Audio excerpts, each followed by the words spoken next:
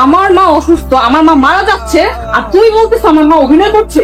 অনু কি হয়েছে আমি বুঝাই কইতাছি। আমি তোমার কোনো কথা বুঝতে চাই না, তোমার সাথে আমার কোনো সম্পর্ক নাই। সম্পর্ক নাই মানে? তোমাকে বিয়ে করাটাই আমার ভুল হয়েছে। কি কইলা? তুমি আমারে বিয়ে করে ভুল করছো? আজকে আমি গরিব বইলা তুমি আমার অস্বীকার করতেছ। আসলে এসব ভালোবাসা কিছু না, মেঘের কাছে টাকাই সব কিছু। আসলে অভিনয় তো তুমি করতেছ।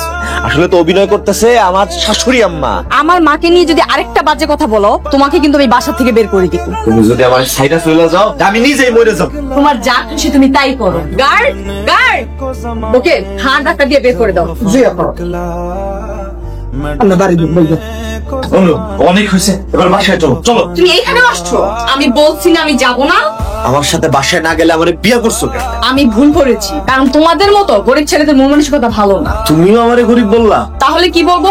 একদিন আমি অনেক টাকা পয়সা কামাবো, আমি আমার নিজের জীবনে উন্নত করবো। তোমার মতন ছেলে কোনোদিন উন্নতি হবে না। আপা মনে আপনি সব ভিতরে ঢুকে দিন। তুমি ভিতরে ঢুকো না, আমারে ফিরাই দিও না, আমি তোমার ছাড়া বাঁচবো না। আর তোমার সাথে ঘর করলে আমি বাঁচবো না। ম্যাডাম, আপা মনে আসছে নিচে। আমি জানতাম আসবে। দুলাভাই ওই আপা মনে লাগে। ওই ছোট লোকের বাচ্চা আমার মেয়ের জামাই হতে পারে না। আমি কতবার বলবো আমি যাব না? আমার জন্য কি তোমার একটু দয়া মায়া হয় না? না হয় না। আমু তুমি ঠিক আছো তো? হ্যাঁ এখন ঠিক আছে, কিন্তু তুই যদি আবার ওর সাথে যাস আমি আর ঠিক থাকবো না। আমি আর ওর সাথে যাবো না। তুই এ বাসায় কেন আসছিস? আপনি জন্ম দিয়েছেন, তাই ওর প্রতি আপনার অধিকার আছে। আমি ওরে বিয়া করছি, ও আমার বিবাহিত স্ত্রী, তাই ওর প্রতি আমার অধিকার আছে। আমি ওরে নিতেইছি। আমার মেয়ে তোর মতন বস্তির ছেলের ঘরে যাবে না।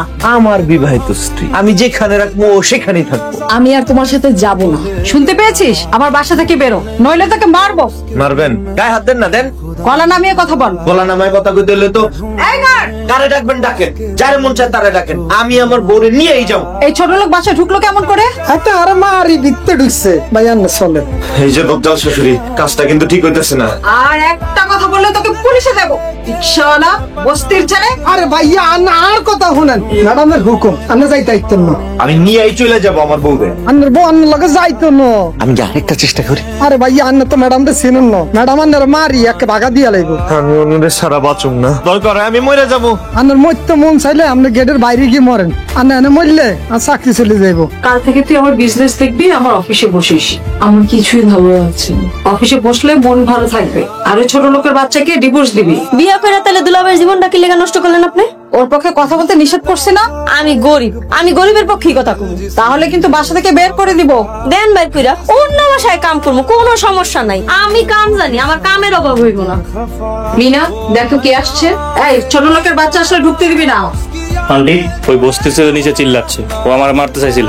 আপনি হের বউরে নিয়ে যাবেন, হ্যাঁ কি বইয়া থাকবো নাকি? তুই আবার ওর পক্ষে কথা বলছিস? বেশি বাড়াবাড়ি যদি করেন না আপনারা, তাহলে কিন্তু আমি দুলাভাইয়ের লগে যে আন্দোলনে দাঁড়াম। দাঁড়া, আন্দোলন করাচ্ছি। আমি পুলিশকে এখনই ফোন দিচ্ছি। Police station.